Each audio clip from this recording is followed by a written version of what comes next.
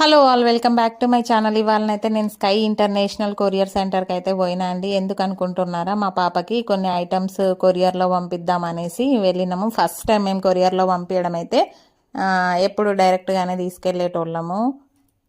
అయితే జోక్ ఏంటంటే, మనం మొత్తం ఐటమ్స్ పెట్టిన వాటి కాస్ట్ కంటే పంపించడానికి అయ్యే ఛార్జెస్ డబుల్ ఉన్నాయి అన్నమాట. నేనైతే హవాక్కైనా చూసి ఇంత కాస్ట్ ఉంటుందా కొరియర్ ఛార్జెస్ అనేసి, చాలా కాస్ట్ ఉంది, కేజీ వైజ్ అంట. నాకైతే తెలీదు, ఫస్ట్ టైం కాబట్టి చాలా కాస్టే ఉంది. కానీ అయినా పర్లేదు, ఇంకా పిల్లలకి ఐటమ్స్ పంపాలి కాబట్టి కంపల్సరీ. సో అన్నీ అయితే ఇట్లా నీట్గా ప్యాక్ చేసేసి, ప్యాకింగ్ అయితే చాలా బాగా చేసిండు. ఇంకా 3 to 4 డేస్లో చేరుకుంటాయని చెప్పిండు మధ్యప్రదేశ్కి అయితే.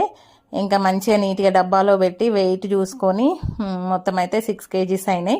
ఇంకా నీట్గా సీల్ చేసి పక్కన పెట్టిండు. 3 to 4 డేస్లో పోతాయట.